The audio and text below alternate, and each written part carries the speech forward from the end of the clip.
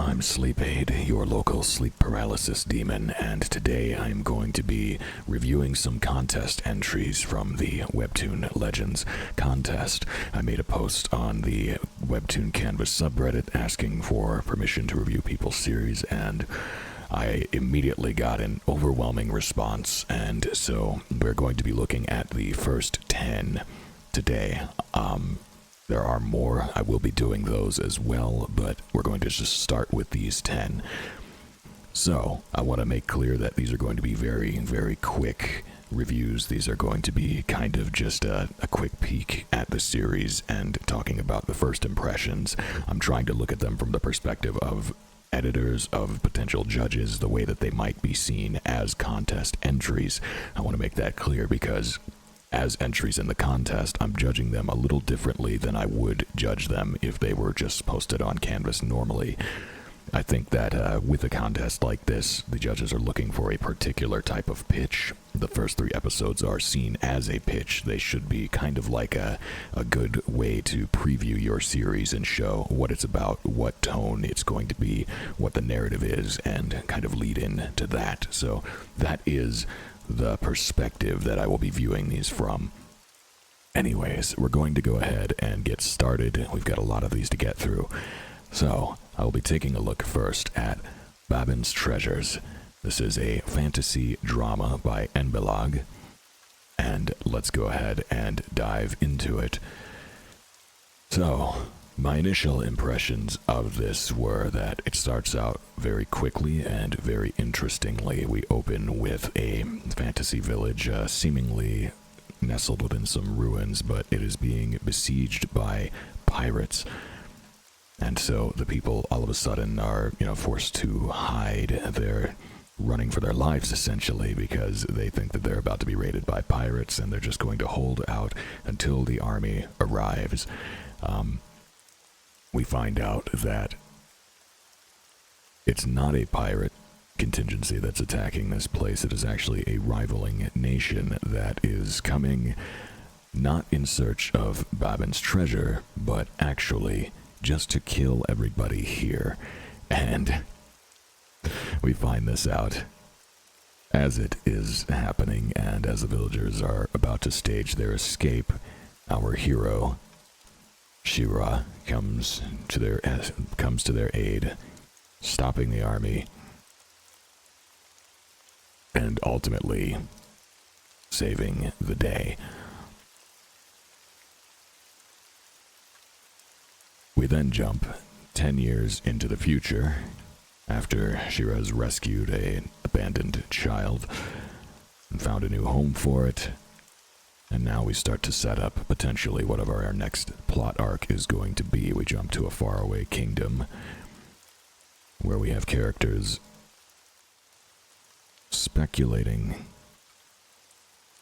about what will happen next, and we end with a cliffhanger as a dam is about to collapse due to an unusually rainy summer. So, very quickly, I just wanted to say that my impression of this series was that it's a little bit meandering. It has some interesting ideas, but I think that it struggles to get to the point quickly enough. And so after reading 3 episodes, I can't really tell what it's trying to convey, what exactly it is about. And so it has some good moments. It's rather compelling, but I think that it lacks a framing device. So, as we can see in the description, there we go. As we can see in the description, it is, after the Treasures War, a new era of peace began between the 2 neighboring countries, the Kingdom of Elzarna and the Empire of Melithae, and Babann's Treasures became mere stories from the past. However, after the Peacemaker's generation had gone, a new generation of leaders emerged with various ambitions and opposing goals, and the secrets of Babann's Treasures begin to resurface.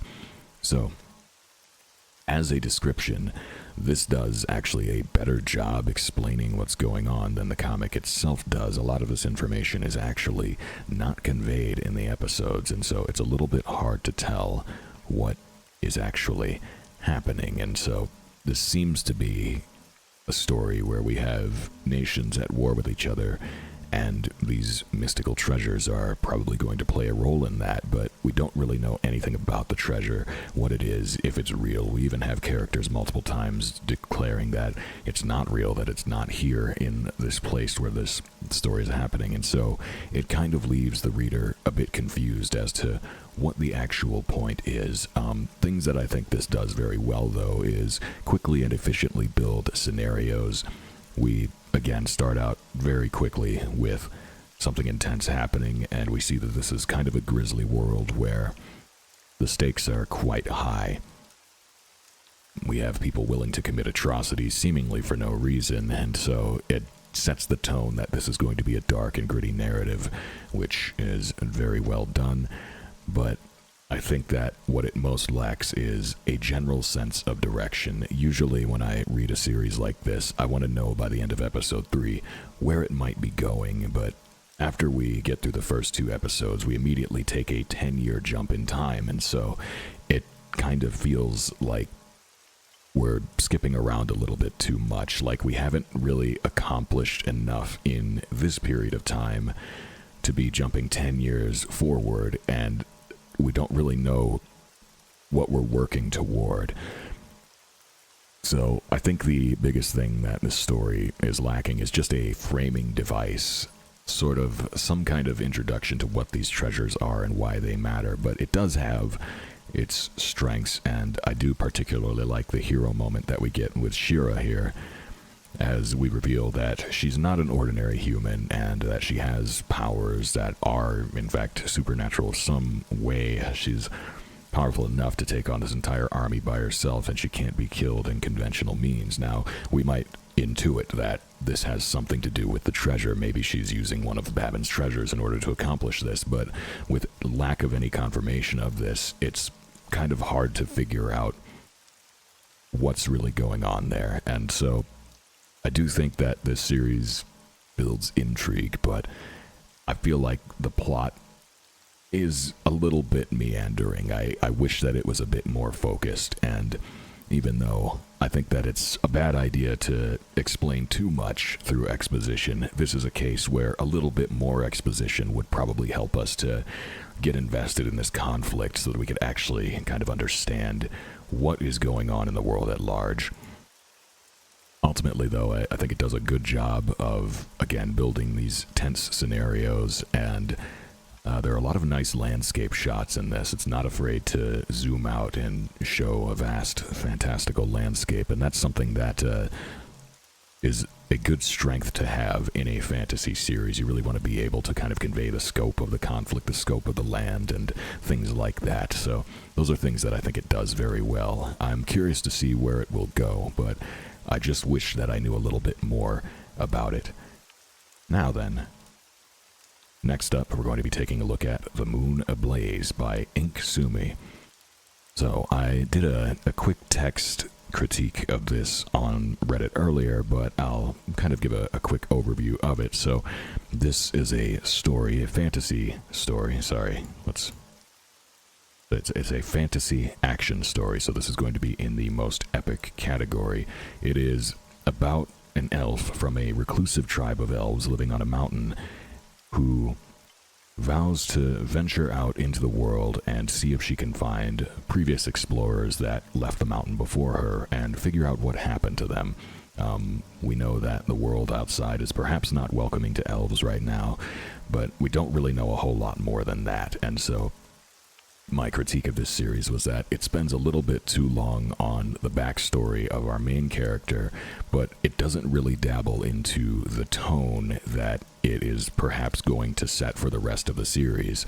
And so it's billed as a fantasy action series, but we don't have any action, and we don't have much fantasy either because we're so focused on this culture of elves, but we don't really build up the broader world. We don't really know what's waiting out there for our character. And so while that can be very intriguing, just wondering what might come next, because we have so little expectation set, we don't really know what to look forward to.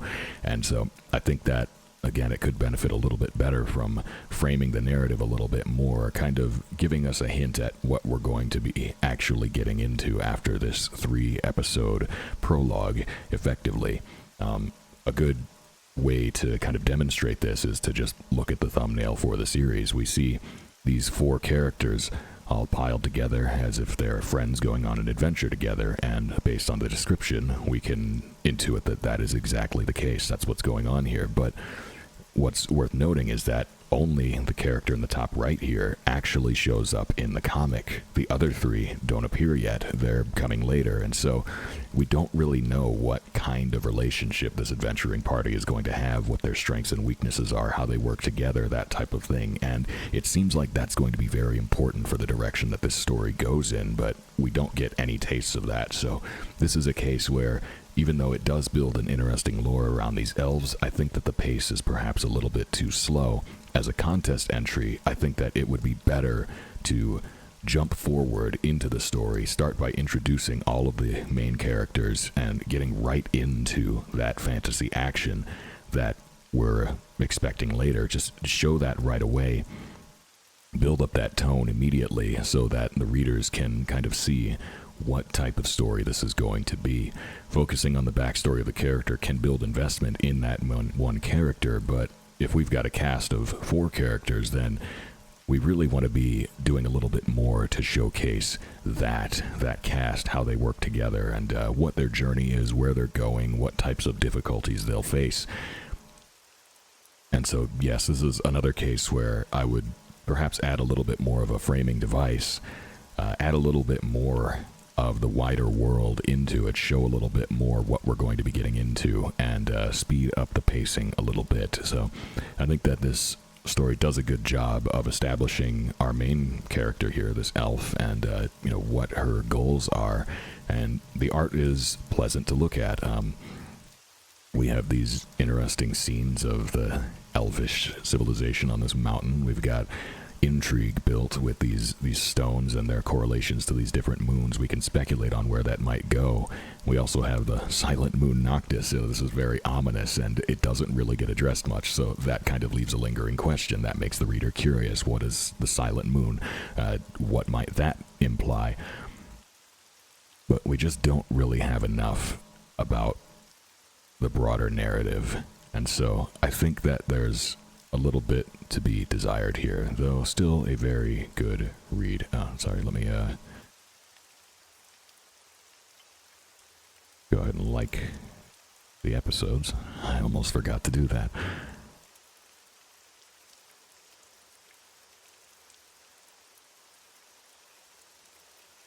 No, but yes, this is what I mean when I say that I'm judging these from the perspective of the contest, though, because as a regular Canvas series, I would just assume that these questions I have are going to be answered later, but as a contest entry, I would look at this from a judging perspective, and I would say that I don't think there's enough here to really speculate on where it might go, and so you need to build that intrigue right away. You need to build that tone and that scope right away. You need to make sure that the judges can kind of see what kind of story this is going to be, since you are in fact trying to sell it to them. And so that's kind of what I mean when I say that. So I don't want to be too harsh on these different series. I think that they're all very good in their own ways. It's just that as contest entries, they have to be judged as such. All right, let's go ahead and move on to our next one. We have got The Jackal by Xerneas. This is an action superhero comic. It's a pretty fun read. I think it has a good sense of humor. I think it does a good job of building its main character, and I think that it very wisely jumps ahead to a point in time in the future so that we can see our superhero acting as a superhero, fighting crime in a dispensing justice, as it were, and we can see that this is going to go to an interesting place. And then we jump back a year into the past so that we can see how we got to this point. Something that I think that the series could do better, however, is actually showing the action. So this is an action superhero series, and it's pretty common with superhero movies that your opening scene will be some kind of action sequence. You want to have something that introduces the hero, what they're capable of, what their powers are, what they can do, and just show that cool, exciting hero moment to get people invested. And then you jump back and kind of show the journey of how they got to that point. And this one is following that structure, but in the prologue scene where we see a flash forward of the superhero in action, we don't actually see any action. It happens off screen. And even in the background section where we see the origin story of our hero, how he was beaten so badly that he is faced with the death god Anubis, a lot of the action happens off screen. There's not really an emphasis on actions happening, and for an action superhero series, we need to see more of that. So when we go to pow, pow, we cut away from the action and it happens off screen. We see the results. We don't see the fight, the struggle being put up. We don't see the impact. We need to see more of that stuff for this to be compelling as a superhero series. So while I think it does have a good sense of character, I think that it has a good sense of humor, it's charming and it's funny, I think that it should probably emphasize the action more, as you would expect from a superhero story. So I think that we've done good work with the characters here, but we just need to see more action. Alright, let's go ahead and scroll through our third episode here.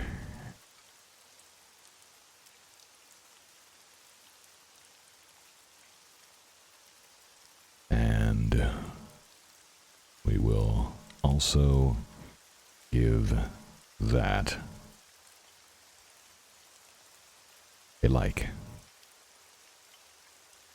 Yes, keep up the good work. I'd be curious to see where it goes and, again, what type of hero the Jackal turns out to be. But we just really want to emphasize getting to the point as quickly as possible. With a contest like this, you want to dive right in. You want to show everybody why this hero is cool, why we should be rooting for him, what types of awesome abilities he might have, and that type of thing. And so it's really a missed opportunity to not explore that in the first 3 episodes. Now then, next we come to Hester, a drama romance by Hokum99. This is a series about a girl and her family who moved to a big city, but she didn't like it there, so upon growing up, she left the city and went to a smaller neighboring town, and one day she discovers in the newspaper that her sister has gone missing.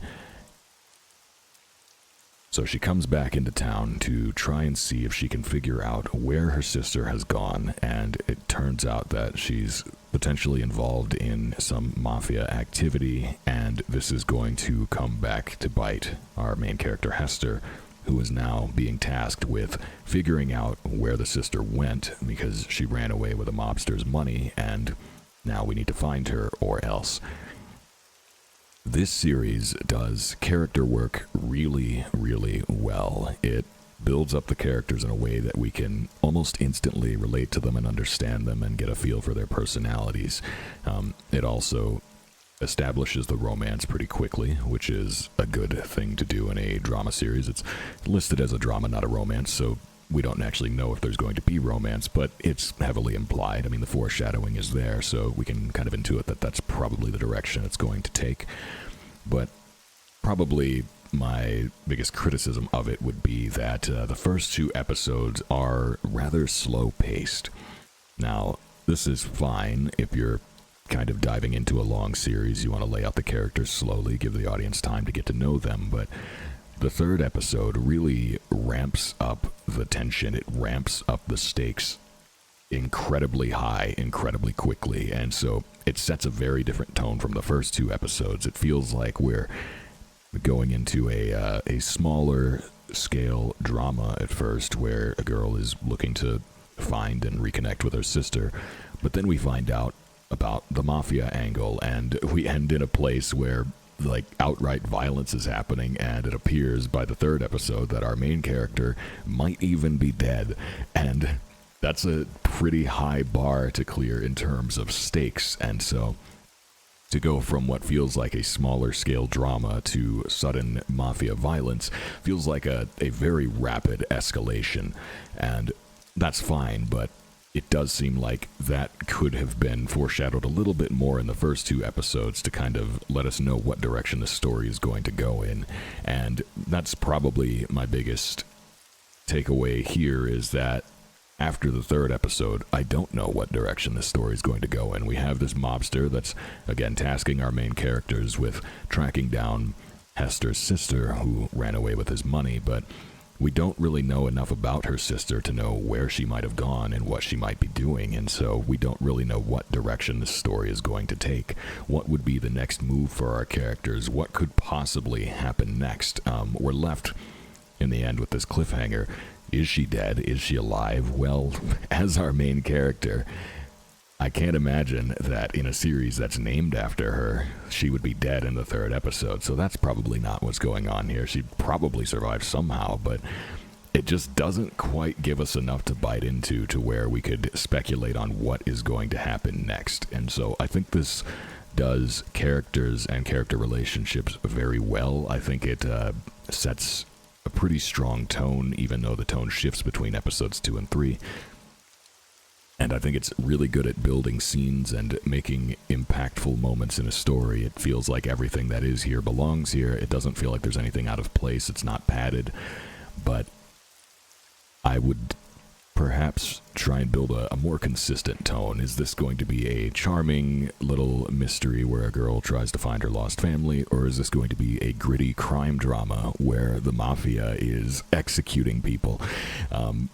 It's a little bit hard to tell, so I am very intrigued to see where it goes to next, but I do feel like we have perhaps skipped a couple of steps in setting this up, and it makes me wonder, is it a drama romance? Sorry, it is categorized as romance. I said earlier it wasn't. Is it a drama romance, or is it more of a thriller? Because the 3rd episode would fall more under thriller, I would think, but the first 2 are definitely drama.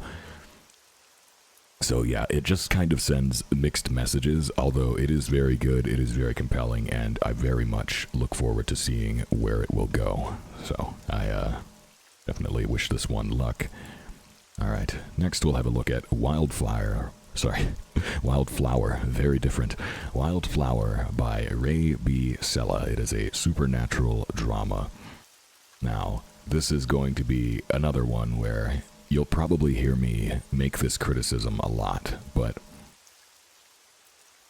this is something that's very important for a contest like this, and so that's why I say it so often, but we really need to know by the end of the 3rd episode what the story is actually about, where it's actually going. This one has really pleasant art, it's got great backgrounds, it's a nice color palette, it's very pleasing to look at, but in the 3 episodes that we have here, it's kind of hard to tell what this story is actually about. We have our main character who is some kind of nymph or fairy or something. She doesn't seem to be quite human. She eats flowers, but we don't really get any elaboration on that, so it's not clear what the deal is with our main character. But more importantly, we don't really know what her journey is. So the first episode, we get our introduction. We kind of build her up as this rugged girl. She's no princess, though she is the heroine of this story.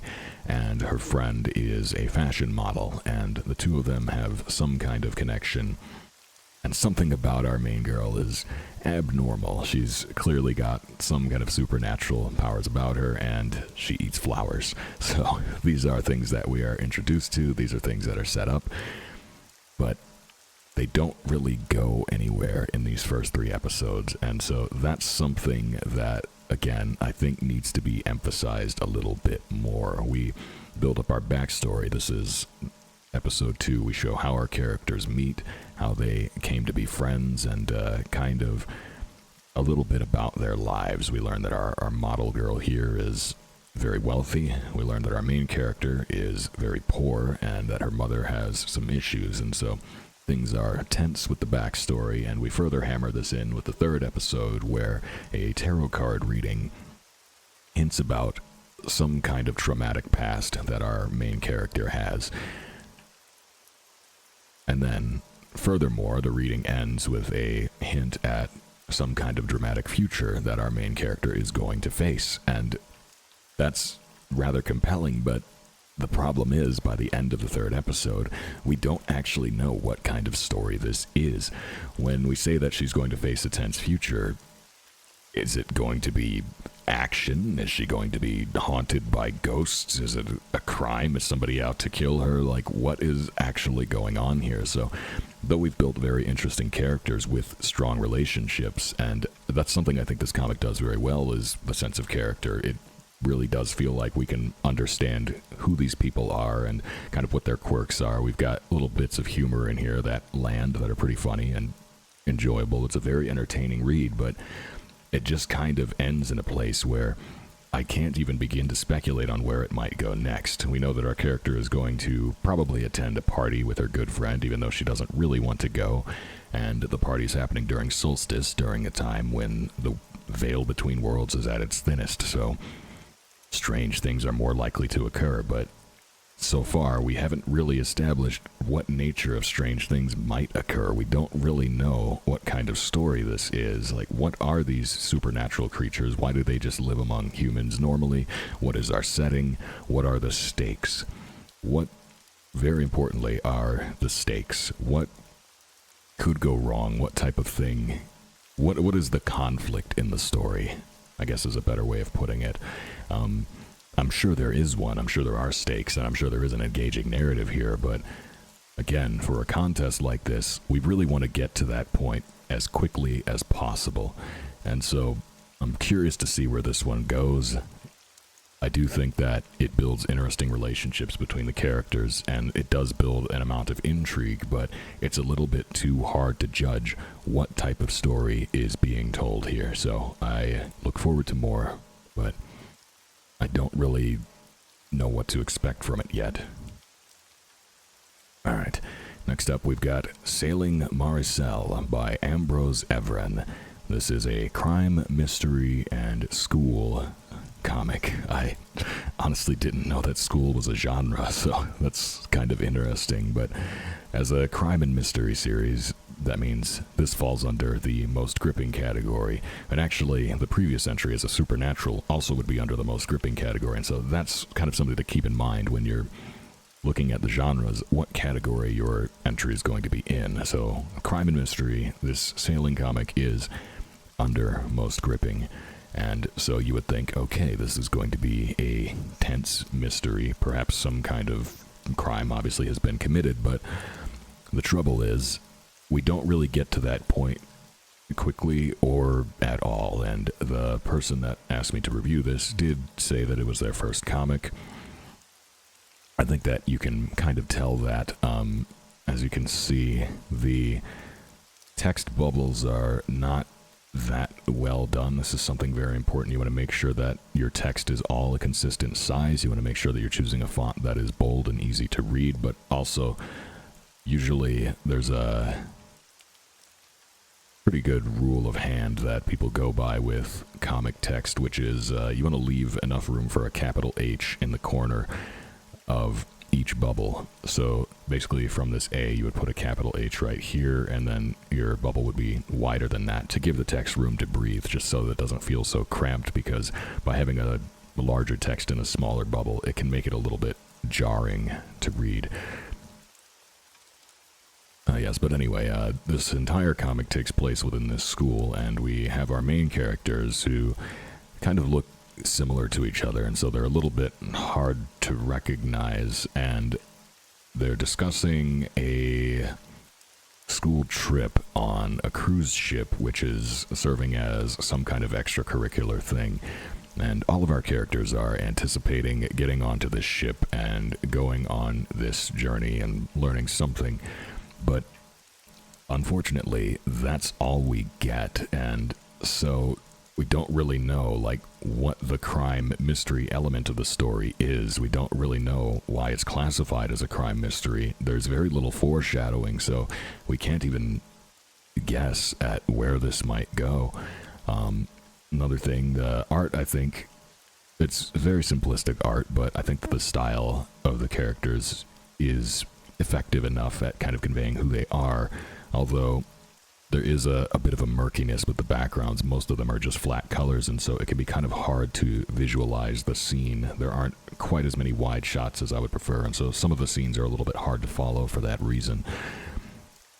But yeah, the biggest takeaway from this is I think it might potentially be interesting, but by the end of the third episode, we don't really know anything about it. We don't really know where this story is going. All of our time is spent talking about this boat trip, and we don't actually begin the boat trip. And so if the comic is about a crime mystery happening on a boat, we should start with that right away. We should jump right into the trip and establish what the crime is, what the mystery is, and then we can delve into the backstory a little bit later, or we can dole it out slowly over time. But you want to open with something impactful that gets the reader hooked on the story to where they want to see where it's going.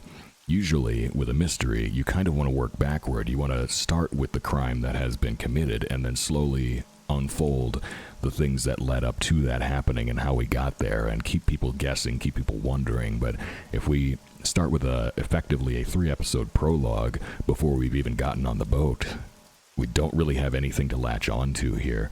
We've got pretty bland character interactions where we just have people talking to each other about a boat trip that never happens. And so if we're going to spend all this time setting up our characters, they should have really impactful and memorable personalities. They should be establishing details that are going to be important later, and there should most importantly be foreshadowing that hints at which direction this story is going to go. So I do think as a first comic, it's doing some interesting things, but unfortunately, with only 3 episodes to judge it by, there's just not enough here.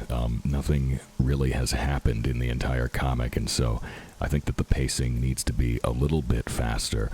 I think that we need to, again, make sure that we're layering in those plot seeds, those threads that might be leading somewhere, so that we can kind of string the reader along to make sure that they're staying interested through all of this and wondering where it's going to go and what's going to happen next. So I would definitely look at improving the pacing of this narrative.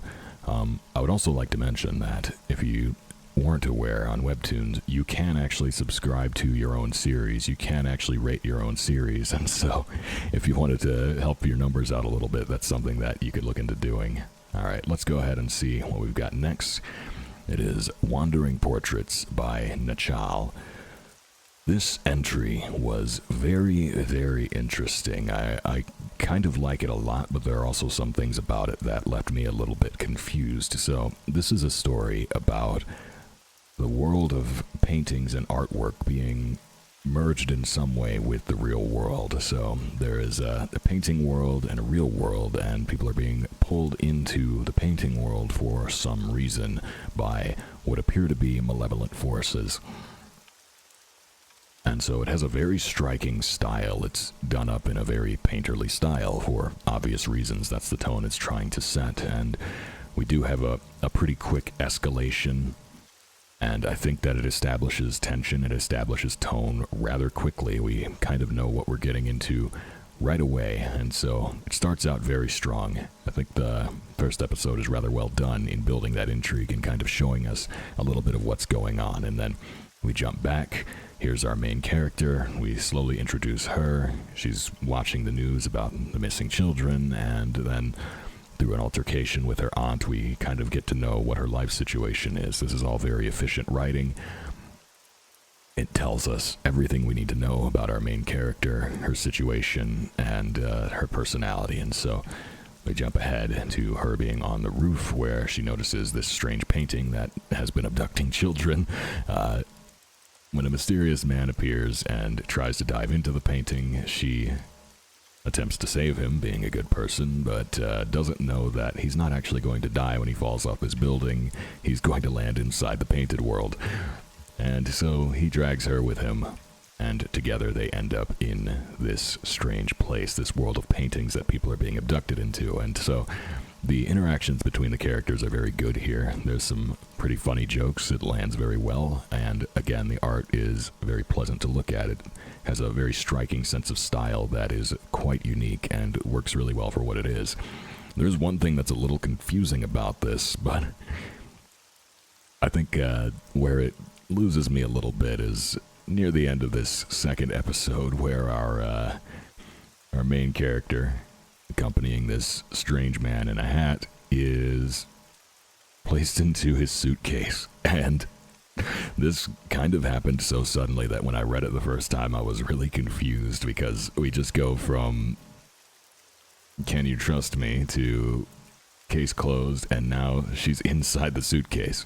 And for most of the remainder of the comic, our main character is a talking suitcase with a face. And so this is a little bit confusing. I felt it happen so quickly that I didn't even understand what was going on. I wasn't sure, like, did she become the case? Is she just inside it? What's happening here?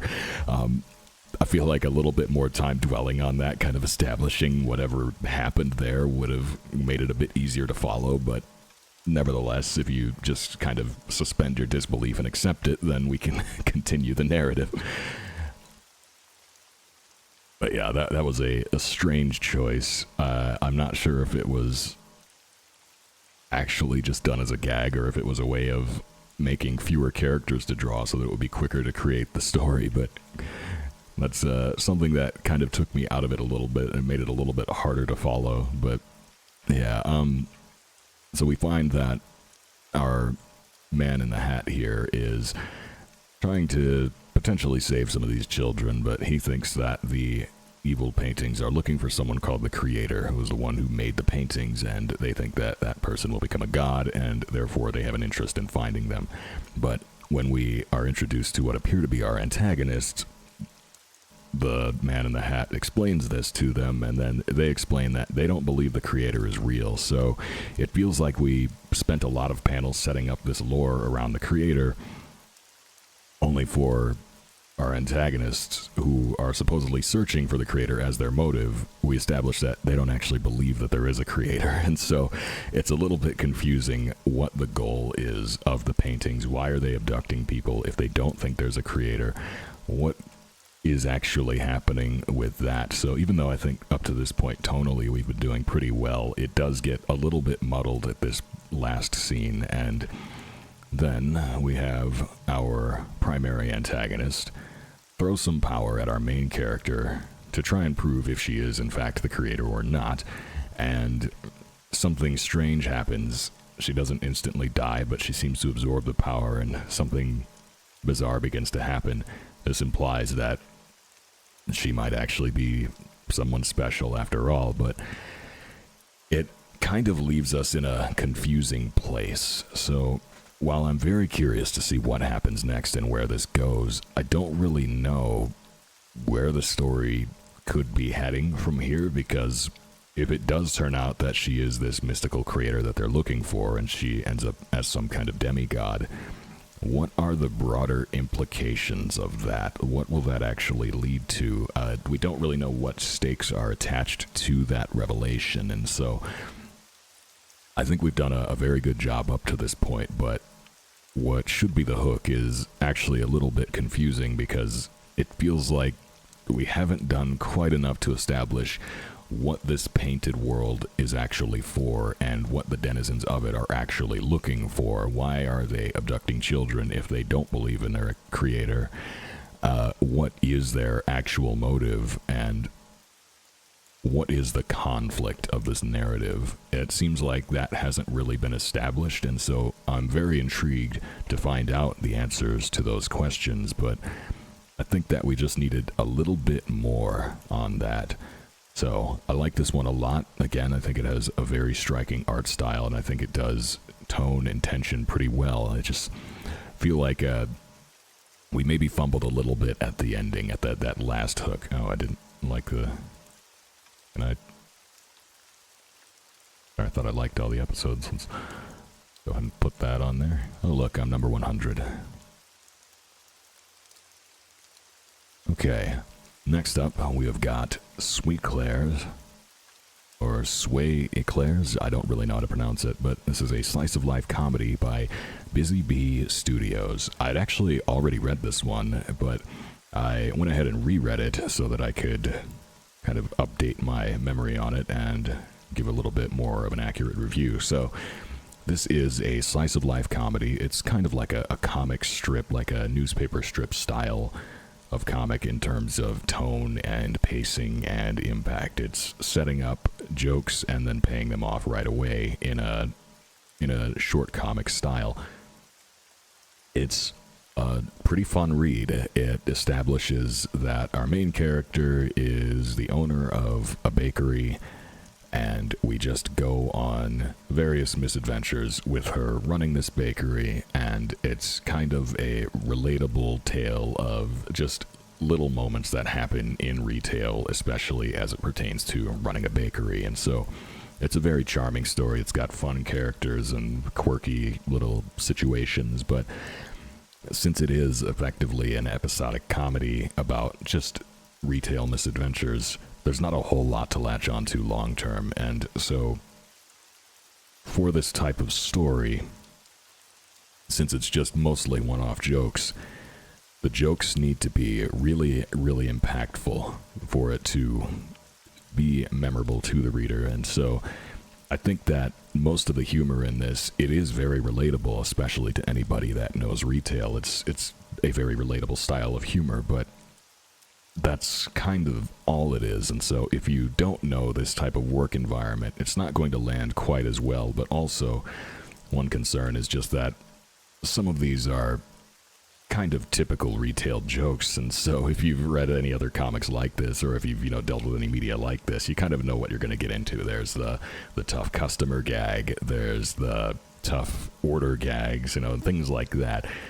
And so I think it does a good job for what it is. I think it has fun scenarios and fun characters, but I do think that some of the humor is almost a little too relatable to the point that it's a bit mundane, a bit predictable. I wish that it found a way to kind of differentiate itself from other slice of life retail stories. And so as a entry in this contest, I think that what it might benefit from is some kind of overarching narrative that we might be able to latch on to, because you either need to have extremely impactful and memorable laugh-out-loud jokes for a category like this, or you need to have a moderately funny narrative that is easy and fun to read, but has some kind of narrative thrust that's pushing it forward. And so I think that maybe finding a way to add a framing device into this could improve it,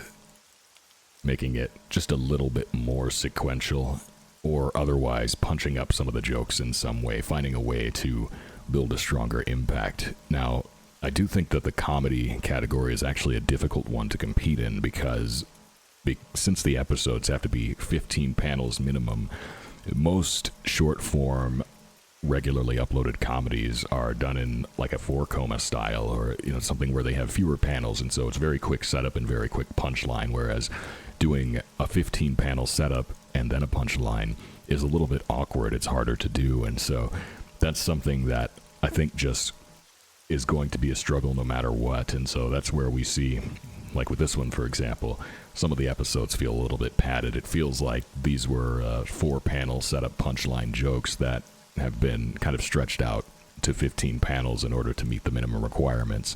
And that's just one of those things where the rules of the contest make it a lot more difficult for this style of comedy to work, because you have to hit that 15 panel minimum. And so these are the type of jokes that kind of don't need 15 panels. But yeah, so this is a very fun read. I would love to keep up with a series like this. I could see this as something that uploads 2-3 times a week and be very fun to take a look at. So definitely very relatable, very enjoyable, and charming. Alright, next up we have ADARA by Catherine Alana. This is a fantasy romance. So something I want to point out really as just a general note about any series, but this one in particular, it's listed as a romance, and we have two characters staring lovingly into each other's eyes as the thumbnail. We will obviously meet both of these characters in the story, so this is a form of meta foreshadowing because this is taking place outside of the actual content of the comic, but if we look at the genre of romance and the two characters staring into their eyes as the thumbnail, we can obviously surmise that these two are going to be the focus of the romance. This is going to be the relationship that we're trying to build up. Now, the reason I mention that is because while it's good to have that meta setup, we can look at this and kind of have our expectations set a little bit. We do also want to see that being set up in the comic itself, and this one kind of beats around the bush a little bit, and it doesn't really get to that point right away. So usually when you have a romance, especially torn between worlds romance, you kind of have that meet cute scene where the heart beats right away, or there's that charming effect where the characters appreciate each other's beauty, or something striking about each other that kind of makes them more interested about each other. And I do think this one kind of misses the opportunity a little bit with that, but let's go ahead and dive into it. This is a fantasy story about a world that is at war, and the war is really dragging down the quality of life of everyone in that world. They're struggling, they're starving, and they're running out of resources to keep fighting. And so a resistance arises within the kingdom waging the war, and that's where we leave off. And then suddenly we jump to a modern-day college student, and when I read this for the first time, I was actually very confused because I thought that this was all taking place within the same world. I didn't realize that this is actually an isekai story. So we have a college student going to university fair, and she looks into a painting of a pirate ship, or a ship, sorry, not pirates, but she looks into a painting of a ship, and then wakes up in that world on that boat. And we don't know how she got there or why, but she is now in this fantasy world where the war is going on, and she wakes up in the quarters of the captain of the ship. He is this man who is introduced, and this is where our meet cute would happen, but it's a little bit fumbled. I feel like we don't really build the intrigue between the characters. We don't really get as many sparks as you would want in this kind of star-crossed lovers type of story, but there is some humor, and that's fun, but it just kind of doesn't set these two up as potential lovers that they're supposed to be, and so I think that a little bit more could be done there. And then we spend the remainder of the series with our main girl being very confused. She doesn't understand where she's at, she doesn't know why she's here, and she doesn't know how this world works. So every time someone mentions magic or mystical creatures, she's confused by it, and everybody asks her why she doesn't remember that or how she doesn't know that. And so it feels like we're beating around the bush a little bit. We're kind of wasting our time on the shock of being thrown into another world, but we're not really setting up the plot as well as we could be. And so a lot of time is being spent on our character being confused by the fantasy elements, which is a reasonable thing. She's obviously been thrown from modern day life into a fantasy setting. She should be confused, but we don't really want to spend too much time on that because the isekai genre is so saturated at this point that we've all read that many times. We kind of know that, yeah, she's been isekai'd. We know where this is going, and we kind of want to get to the point a little bit faster, and that's probably the thing I would say the most about this. Though it is a fun read, I think it should probably get to the point a little bit faster. So we know that there's a war going on in this world, and there are magical beings that are meant to protect the people of the world and, somehow participate in this war. And we have our main character who has been thrown into the middle of this, doesn't know why she's here, and so everybody aboard this ship that rescued her tells her she should seek out the Green Witch, who will be able to tell her what's going on. And that is where the comic ends. And the thing is, we've got an objective set with the Green Witch. We've got our objectives, and so we know that what happens next is she's going to head for the witch, and everybody on the boat agrees to help her do that, but we don't really know why they're agreeing to do that. As far as they know, she's just someone with amnesia that's washed up in the ocean and doesn't really know anything about the world, but there's nothing otherwise special about her right away. And so we have to wonder, in a time of war where people are struggling for resources, where people are living in horrible conditions due to the war, why are they going out of their way to help this girl that has just kind of landed on their ship when it's not really going to benefit them? They don't know that there's any reason to help her. They don't know that they're going to get anything out of it. And so that's the kind of thing we would want to explore. Like, why is everybody helping her? Is she special in this fantasy world? Does she have some kind of latent power? Is she one of these magic users that we've heard so much about? If so, we need to kind of hint at that a little bit sooner. We got to build that up a little bit earlier, because as it is with these 3 episodes, we just don't have a lot to latch onto. And all we really have at this point is she needs to go and talk to the Green Witch. And so there's the intrigue of wondering what that conversation is going to yield. But again, since isekai is such a common genre, we can kind of predict a little bit what it's going to be. And so, since it's a little bit predictable, we want to get that out of the way quickly. We want to establish what makes this series as an isekai more interesting than other isekais. We want to establish what about this is worth investing in. And so I think that we need to speed up the pacing a little bit here, spend less time on our character being confused, and spend more time establishing why this world is interesting and what role our characters are going to play in it, and also kind of building up that romance element as well. So yes, a fun read. I love the use of colors, and I do think it does a decent job of establishing characters as well. There's some good humor in here, but it just leaves a little bit to be desired in terms of what the broader narrative is. Alright, next up we've got The Sun is the Moon's Dream by Hananana. I don't know. It's a supernatural drama. So this one I liked a lot, but as you've heard me say so many times already, I feel like the pacing leaves a little bit to be desired. So this one very wisely starts with a dream sequence kind of hinting at a very gruesome reality, and it seems to be implied that this is going to be a vampire series. I think the implication is quite obvious that there's probably vampires, but it's not explicitly stated in the 4 episodes that we have. So we spend a lot of time building up our characters, especially our main character, and kind of what her struggle is, what she's trying to do, where she's coming from, and how she's having trouble kind of adapting to this new life that she's taken on, moving to this small town in Canada, and struggling to get her GED. Meanwhile, suspicious things are going on in the background.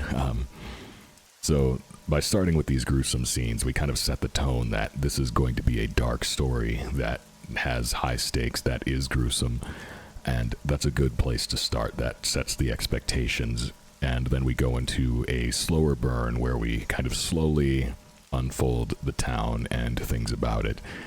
Now, again, as I've said so many times, I do think the pacing should probably be a little bit quicker. We can intuit right away that this is going to be a vampire series, and so we already kind of know what to expect, which means we don't want to spend too much time building that stuff up in the first 3 episodes. We want to save the details of that for later. We want to start building up our important relationships. Let's go ahead and like this. So this is a supernatural drama. It's not listed as a romance, but we do have 2 characters on the thumbnail, which usually implies that there's going to be a connection between those characters, whatever it may be.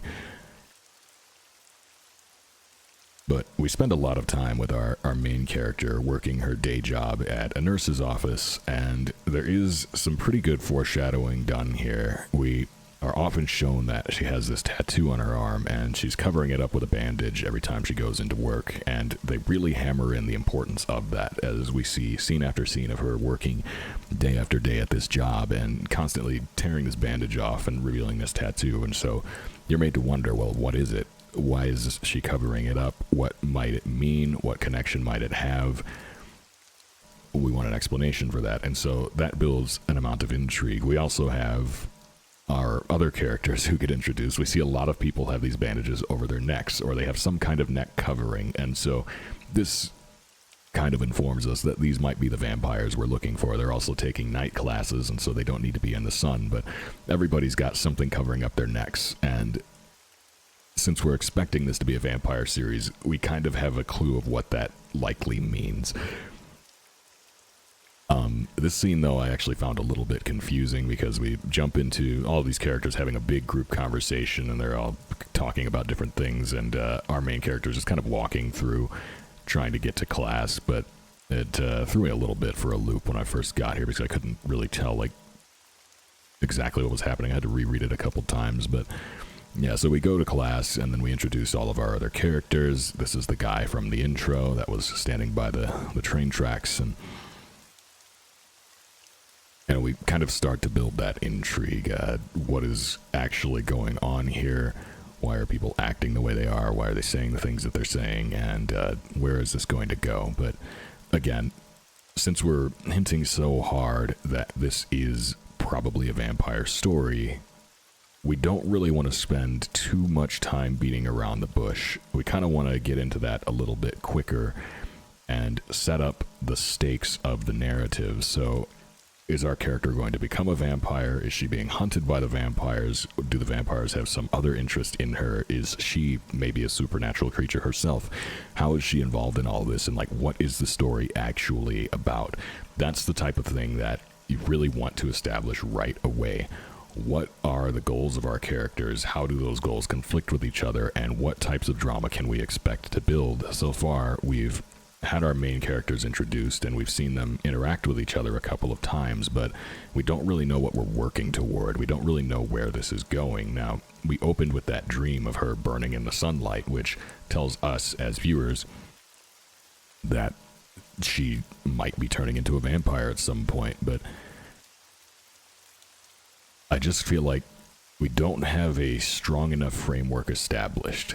I will say, however, the artwork is very striking. I love the way the characters are drawn. They're very expressive. I like that the backgrounds are all fully drawn. They're not just 3D models, and I think that each panel is very pleasant to look at. Like, you can just see all the amount of detail that goes into this. I mean, there's obviously a ton of effort put into this, and it does look very nice, and so I like the visual style of this. I think the visuals do a good job of conveying the story. I just feel that, again, as I've said so many times, the pacing needs to be a little bit more deliberate. And the reason I talk so much about pacing is just because I've read a lot of webtoons myself. I've seen many of these contests in the past, and really, you can tell that with Webtoon, what they're looking for is something that is very immediately compelling. They want to hook people right away and convince them to get invested in a story. And so when they're hosting a contest with $1 million on the line, they're going to be looking for stories that have that level of intrigue, that grip people right away and make them want to know what is going to happen next. Now, there's a difference between wondering what will happen next and kind of speculating on what will happen next, and that's, I think, an important thing to note, because a lot of series will kind of end with a cliffhanger, or they'll leave a lot open without really explaining anything to make you wonder and make you curious about what's going to happen next. But it's really important that you set an expectation, and what you want to do is make the reader kind of feel like a detective. You want them to feel like they know what the key elements of the story are, and so they can kind of speculate, they can imagine in their own minds where it's going to go next. That's something that a lot of the entries I've been reading don't really do all the way, and I think that's going to be a very, very important element. So yeah, I like this story a lot. Again, I think it has great character work and it is lovely art. It's very pleasant to look at. It's very pleasant to read. But I do think that the pace is perhaps a little too slow. And though it does do a good job of building a sense of dread, we don't really know what the main conflict is. We don't really know what type of story we're getting ourselves into. And so that's something that we probably want to be a little bit more aware of a little bit more quickly. But I'm very curious to see where it goes. I like this one quite a bit. Oh my goodness, we've been going for an hour. I didn't think this would take that long. I was hoping to have these done in half an hour, but even just 10 reviews, I suppose 6 minutes each. I mean, that's an hour, so. Yeah, again, I just want to say and reiterate one more time that these are not super in-depth reviews. These are just kind of first impressions, and again, I'm looking at this from the perspective of judging it for the contest, and so please take everything I've said with a grain of salt. Don't be discouraged. I am looking at these as contest entries, not as stories unto themselves, and so even though I think that many entries in this contest don't build a hook quickly enough, that doesn't mean that they're bad comics, it doesn't mean that they're bad stories, it doesn't mean that they're not intriguing. It's just that I think that for the contest, I really expect the point to be reached really, really quickly. You want to think of this like a trailer. You were trying to sell this series to Webtoon, and so they want to see this as though it's an epic movie trailer that shows exactly what type of movie it's going to be. And so if you start with the long, slow burn prologue, and your story is actually really epic and exciting later, you want to give the viewer a taste of that excitement that they're going to get. You want to show them what they can expect later on in the series. And so that's why I'm judging these the way that I am. So again, I just want to reiterate that I don't think that these are bad entries. They're actually very good. I just wonder how well they'll fare in the contest when so many of them kind of don't get to the point very quickly. And anyways, now that you've heard me be a little bit overly critical of all of your series, I had a lot of fun reading them, and I appreciate you guys submitting them for me to read and review. I would like to invite you to consider checking out my entry for the contest. I'm not particularly confident in it. I had to really rush to get it done, and by the time I was working on the last episode, I finished with just a minute left to upload, and so I had to skip out on a lot of backgrounds and things, and it was really rushed, and in hindsight, there's a lot that I would change, but please, if you would like to take a moment, definitely consider giving it a read and letting me know what you think. It is a horror thriller in the most gripping category, and this is a series. Well, let's just read the description. That's going to be the easiest way to describe it. So it says, this is Dumpster Girl. And Himiko would do anything to stay at the top of her class, but she meets her match when Aki transfers in. And desperate to maintain her status, Himiko takes things too far, and a horrific accident unleashes something far worse than an academic rival. She finds herself trapped in a nightmare with no choice but to obey the demon that now haunts her. So if that sounds interesting to you, definitely give it a look and let me know what you think. Anyways, I, again, appreciate everybody submitting their stories for me to read and review. I had a lot of fun looking at them, and I look forward to seeing what comes out of them. I wish everybody luck, and I do hope that some of these end up in the finals. We'll see where it goes. Again, we just looked at 10 here. As I mentioned at the beginning of the video, I had a lot of responses on this Reddit post, and there's probably even more if I refresh it now. Yeah, there's 31 responses, so I will be getting through all of those. Everybody that responded, I will read your series and I will review it, but obviously I can't do them all in one go. It just would take too long, so please look forward to more of these, and good luck to everybody participating in the contest, and I hope that you will enjoy continuing to work on your stories, as I will enjoy continuing to read them. So that's all I've got for now, and I will see you in your nightmares.